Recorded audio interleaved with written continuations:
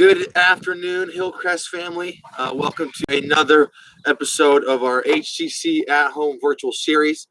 Today, this is going to be the golf education portion, obviously. Today, we're going to kind of run through how we do some drills on the range. I have a handful of favorite drills that I use with my students for a number of reasons. If I see something that they're waiting on being forward or something I can see a drill help, I always go straight to a drill and we start doing drills. Giving you the information is tough. If I tell you, hey, you're letting your left leg come in, quit doing that. It's just tough. It's just tough to quit doing it. You got to do something, a drill to help you feel it. So we're going to run through some of my favorite drills today and just kind of go over why you'd want to try this drill, why you'd want to give it a go if you are a golfer who might benefit from that drill. So, and as always, guys, any questions, please shoot them in the on the column on the right. We'll get to them live. If not, we'll answer these when we're done. So we're out here on the range. I have a 7-iron in hand, and we'll kind of talk about the full swing too. We'll kind of go over the full swing. I did a video. My very first video was a full swing and touched on 3 different parts and kind of gave you 3 things each part to look at. So today when we're doing these drills, we'll kind of cover some of those things and then also unfold some new ones, and we'll get some more knowledge on the full swing going. So my first drill we're going to do, one of my favorite drills is I see a lot of people, they use their legs too much in their swing, okay? So when they're swinging and they're getting that way with their body instead of letting that body rotate. So they're not using their hips as a swivel or an axle, you could say. They're not letting those hips swivel or your upper body swivel around those hips. You're letting that whole body move together, and you're letting your legs get too involved, and they're not supporting that turn. So this is one of my favorite drills, guys, to help with that feeling, to help someone feel that upper body working and that chest being the main catalyst to hit that golf ball. And it's a real simple one. All we're going to do is hit some balls with our feet together. So regular stance, I would be here, and I'm more prone to letting my legs dive in or letting them cave or using my whole body to turn instead of using my upper body. So I'm just going to put my feet together and make my upper body do all the work. So you're going to see my left leg come in attack because that's what it's supposed to do. But I'm not going to be able to do this or else I'm going to fall over. So I can't sway or lean or cave in my body or else I'm going to fall over. So all I'm going to do is just nice and smooth work on feeling that chest being the main catalyst and feeling my hips and feeling my legs support my turn, okay? So we'll hit a few like this just to kind of show you. During these drills, guys, I'm not looking for great shots. If you are hitting great shots, awesome, good for you. But I'm looking to have you feel something new. I'm looking to have a muscle start getting sore or go, oh, whoa, I haven't felt that before. That's what we want. I don't want to see every one of these shots go right down the way, 150 yards on a straight line. I just want to feel something new and get used to that feeling and not fall over while I'm trying this, okay? So we'll get going. I'm still going to have my weight forward, so I have my hands forward.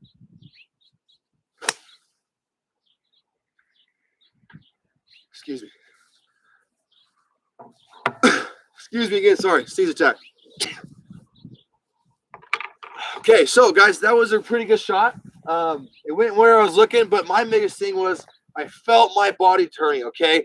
I made my body be the main power of that swing. I didn't let my legs sway. I let my chest take over, and I just tried to stay balanced, and I really felt my upper body being the catalyst of that golf swing. So we'll do it one more time, guys. Again, just looking for good contact and looking for you to feel something new, looking for a new muscle to start getting tweaked, okay? We're not looking for a great shot from this drill here.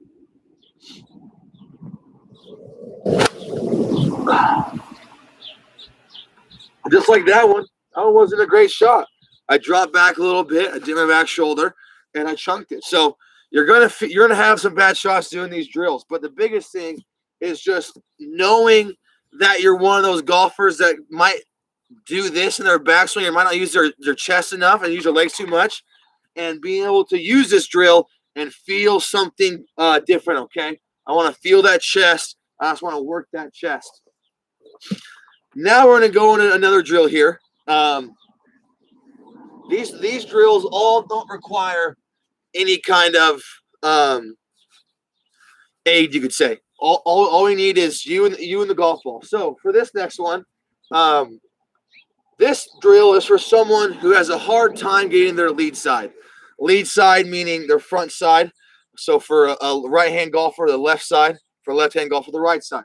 So for someone who is falling back, like I kind of just did on that last swing, I dropped that back shoulder, but this one's mainly for if your weight's back, you can't get off that back foot, you have a really hard time getting to that left foot and feeling that momentum and that weight get to your lead side. So again, this one's going to be pretty simple too.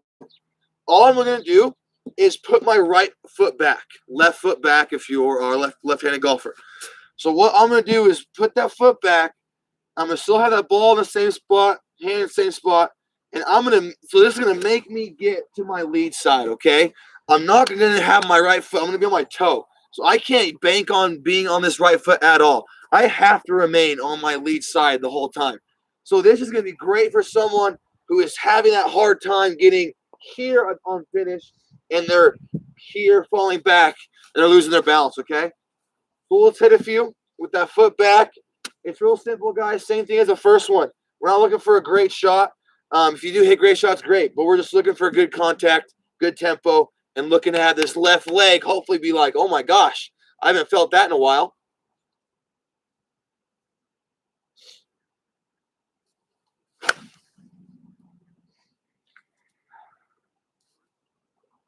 I might hit them. Okay. Well, guys, great shot there. I really had to get to my left side when I finished. I had no other choice to. I hit a good ball, thankfully. But that's the gist of that drill. I mean, in all these drills, guys, I would say hit 15 to 20 balls with doing these drills. Don't kill yourself with it. Don't just remain in these drills. But also, if it's something that you do, like if you're a weight fallback guy or girl, or you're someone who uses their legs too much, like the first drill, start every range session off with these drills. Don't just do the drill once and then think you're fixed or you're cured. I do drills that are beneficial to me every time I go to the range, whether it be half shots and feeling my hand staying ahead of that head, or other drills that I do. I do them every time I come to the range because it's always going to benefit me to work on that. If it's something you need to work on, that's something that you do in your swing, definitely use this drill or use these drills every time you come to the range. Don't spend too much time, like I was saying, but definitely use them. We'll do one more, guys, before you. Just that foot back. Again, all these ones are real simple. We don't need an aid or a tool. All we just need is you and the golf ball and the club, okay? So, again, that foot's back. My weight's on my left side. I hit a good one. So, those are two good shots. I really felt my leg kind of strain there. Obviously, it's going to strain a little bit because I have to have all the weight there. So, usually I'm not feeling that because I sometimes bank on my back foot a little bit too. I sometimes get back here. So, feeling all that weight the whole time you're swing is definitely going to make your legs sore. If you do 15 or 20 of those for someone who doesn't get to their lead side very well, you're going to be feeling it the next day. Okay, so now we'll jump into another drill. This one we're actually going to require something. So first two are super simple. This one, very simple as well. All we're going to need is a towel. This is one of my favorite drills to do as well. So I see a lot of people in lessons. They have an issue with their right arm, left arm if they're a left-handed golfer, on kind of where to go with it, what to do with it. We want to see that right arm stay nice and tucked into your side, and that's going to allow that club to get in the spot we need to. Okay. Too often do we see people with the chicken wing going on. Okay. Get back here, the chicken wing, and then you can't really go down with the chicken wing. All you're going to do with that chicken wing is go over the top, okay? So it's that over the top move that chicken wing creates. So this drill is just going to help us keep that right arm in, keep that right arm tucked, okay? And all we're going to do is you just need a towel, a shirt, whatever, something to hold underneath your armpit, okay? We're going to fold this up. Maybe. Okay. And now I'm going to put it under my right armpit. Okay. And this one's an awkward one. It's a very awkward one. More often than not, the results aren't very good right away. You're going to hit some bad shots. It's just so weird. You don't know what to do with it. But I can't tell you how many times I've done this drill with people in my lessons, and then we'll go away from it, and they go, oh, can you put the towel back in? Because they get so used to it.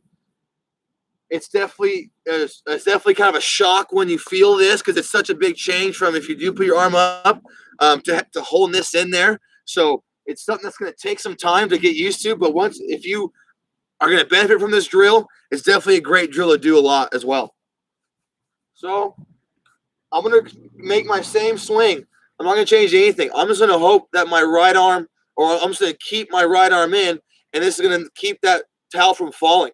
Only time it can fall is on my fall through, because obviously on the fall through to get up here. So once I hit that ball, then we should hopefully see the towel come out, okay? And this is a drill I do all the time as well. I used to not get my right arm in very well. I used to go over the top, and this is a drill that I've used for myself that's helped me a lot as well.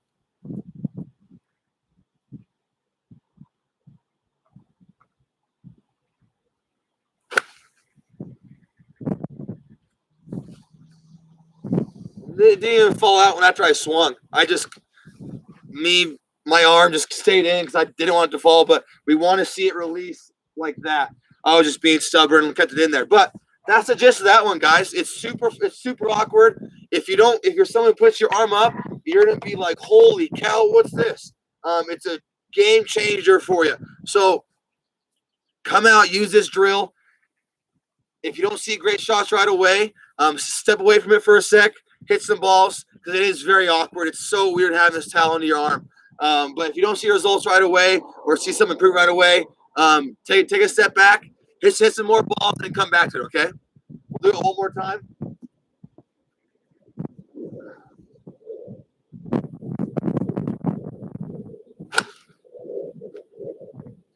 There we go. That was probably one of the best 7-irons I've hit in a while.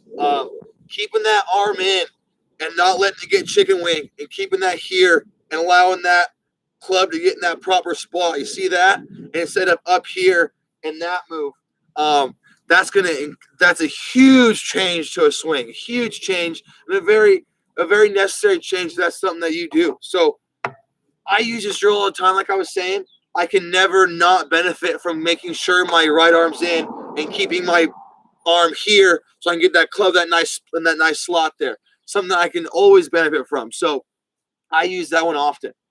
And now we'll get into a couple more drills. So this one's pretty cool. This one's pretty awkward as well, I would say. So this one is kind of like a makeshift drill. I remember on the range one day, I used this bucket for this drill because someone was letting their left leg cave in. They're losing that distance. I tossed the bucket between the legs to hold that distance, and voila, saw some great results. So that's all I'm going to do here. It doesn't have to be a bucket, just something to keep that distance in your legs. And what we want to see is you not letting that left leg cave in or your lead leg cave in. Not more often, when we see golfers who have issues with their lower body, they usually let that leg just dive in. And it's kind of like the swaying one, but this is just a way to not lose that separation. We don't want to lose. We want to see a little bit of that leg turn in, that lead leg turn in. We also want to see the same thing on this side with it going back. So we don't really want to lose that separation we've created with our stance. We don't want to cave here and all of a sudden cut that separation in half. I want to keep that distance So you see there on my turn, my distance day near stays the same. I rotate a tad, but I don't let my knees or anything come in. I don't lose that space. So this drill is just helping me feel that. It's helping me turn. It's helping me turn instead of cave, kind of like that first drill we did. Okay, except it's a little more awkward, I would say. Here I'll waddle.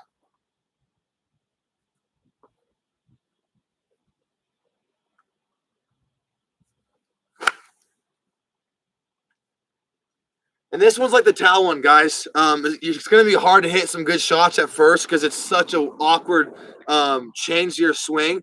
But again, if you're someone who you're losing some distance and you're not really seeing, and you're seeing that leg come in, or you're losing that separation, that's going to be a reason why you're losing distance, because you're moving so much moving parts. That kinetic energy stored up is no longer kinetic when you go loose and then back, and you're constantly, the legs are moving around a lot. They just want to support that turn and support that move, that powerful move that we're all trying to create. So keeping that distance and keeping that solid space is huge. And again, this is one of those weird drills. As you saw me, it's just funky. But the results are very good. Definitely have a chance to help your game a lot just from making sure your legs don't cave in and they remain stable, they remain strong, and they're just supporting that turn. Okay, so we'll do one more this with the old bucket in here. It's awkward even putting it in between your legs, but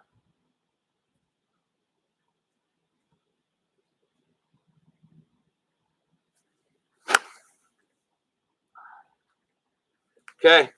So another good shot. I've luckily hit some good shots. But again, great drill, easy drill. Doesn't take much at all for you to do this drill. All you need is a bucket or something of the length the length of your stance, or something that can kind of bend in a tad, because this one kind of allows you to cave in. It's not too sturdy, so it's not going to hurt your legs very bad. Okay, now we're going to jump into another drill. This one, I wouldn't say this one's for experts, but this is a tougher drill to get. Okay, it's not really. It is a drill, but what we're gonna do is put the stakes up here, right in front of my target. I'm gonna put them probably right here, and my goal is to get that ball going through those stakes. Okay, if you're someone who hits a lot of wayward shots, how often are you sitting there saying, God, that ball didn't start on my line? Or how often does the ball not start on your line? I know not a lot for a lot of you, but for me, more often than not, if I hit a bad shot, it's because that ball didn't start on my line. I'm not really – I can't push, or I can't pull it or draw it and hook it, but usually if I'm missing that ball starting left, I'm pulling it left, and it's not getting on my line there. So what I'm going to do here is just work on hitting my target, getting the ball started off down my line.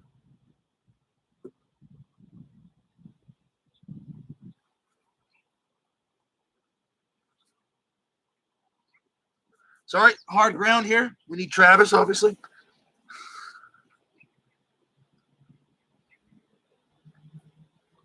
Okay. Well, I didn't do myself any favors with that. It's a pretty small gap. Hopefully you can hit it, okay? And I hope you guys are noticing as well, all my divots are where? Right together, right? We're not going to see any divots scattered. There are some up here. Those aren't for me, but my divots are all together. Practice good range habits, please. Okay.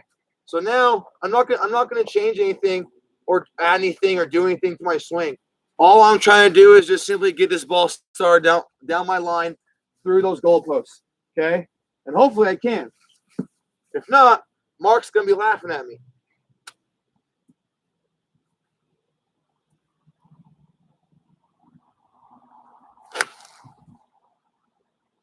Okay, so I even called it, guys. I said my miss is usually left of my target. And what I just see there, I saw it miss left of my target, okay? So I know that I'm swinging either a tad over or my club face is close, okay? So that one, I knew I swung a tad over, okay? I could feel it, okay? And it's obvious, too, because I just watched it go left of my poles here, okay? So I'm going to adjust and make sure that I now know my misses, or I'm swinging over the top a little bit. So I'm going to make sure that I try getting that club going down this path. And there's a lot of reasons why I could be swinging over. I could be going together with my upper body. I got a chicken wing. And I don't know because I haven't seen my swing yet, but it felt like I got quick and I went over the top because I got quick. When I get quick, I get here and throw instead of here and rotate, okay? So that one felt quick. We're going to go again real fast and see if I can't get this ball down, go in between these field goal posts. If not, obviously I'm not an expert, okay? Because this is definitely a harder drill to master.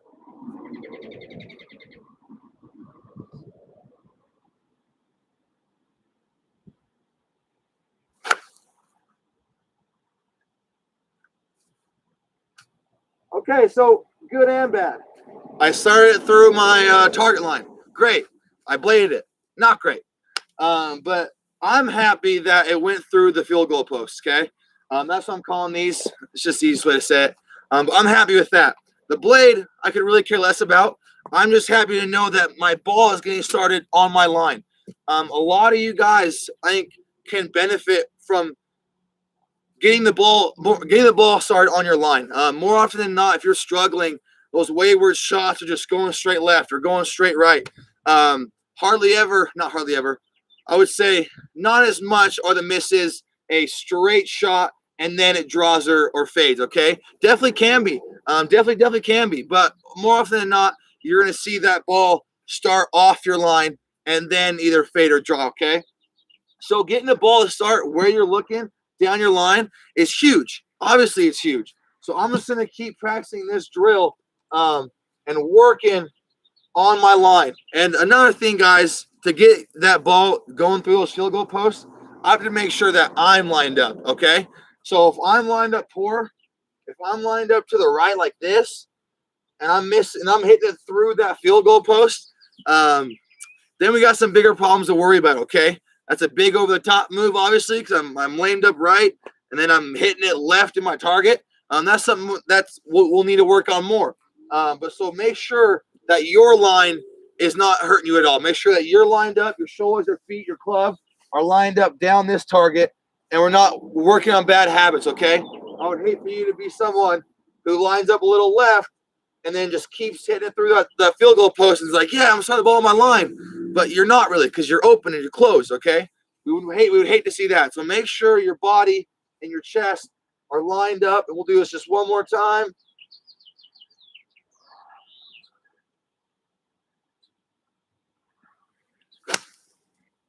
Finally, a good one for you guys. So I hit it good. I'm really happy with that. And it went right through my field goal post there. So I am pleased. I am very pleased. This is also a drill I do a lot, guys. Getting the ball started down my line, something I struggle with constantly. So this is something I'll do all the time on the range as well.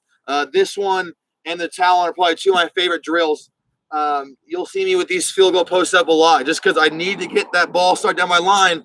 And then if it starts to draw or hook, I know it's a club face issue. I know that's something else. My biggest concern is making sure I'm not swinging wayward. If my club face is wayward, then that's okay. That's an easier fix. Or I think it's